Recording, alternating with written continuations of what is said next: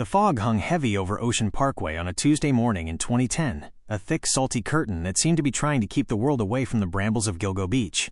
For years, this stretch of Long Island was just a lonely highway, a place where the Atlantic wind whistled through the scrub oak, and the sand was cold even in the height of summer.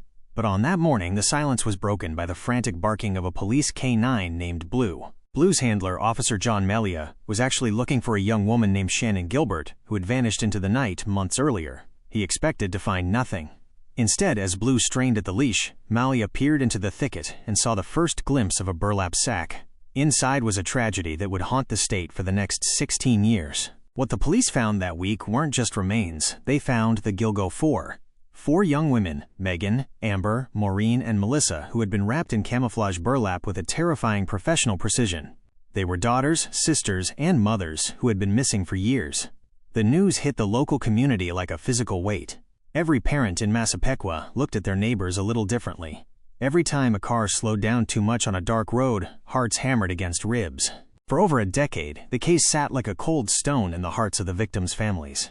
They attended vigils in the biting wind, holding candles that flickered and died, wondering if the monster who did this was watching them from a passing car.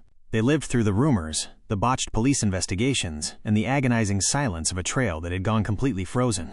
Then came the spring of 2026. The man who had been hiding in plain sight for 30 years finally stepped into the light of a courtroom.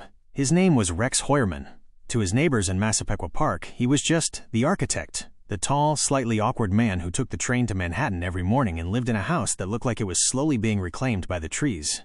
He was a husband and a father. He was a man who complained about his commute and fixed his own porch. But in that courtroom, as the families of his victims sat only feet away, the ordinary man began to speak.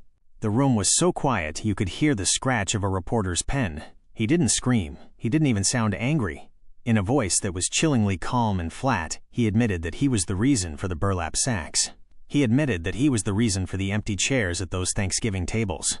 The true shock came when he began to list names the police hadn't even officially linked to him yet.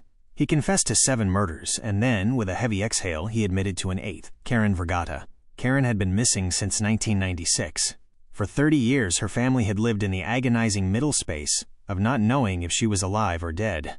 In that one moment of confession, 3 decades of desperate hope vanished, replaced by the cold, hard reality of justice. As the sun sets over the Atlantic tonight, the waves still crash against the shore at Gilgo Beach, and the wind still rustles through the scrub oak. But the air feels different. The ghost story that kept a whole island awake at night has finally found its ending.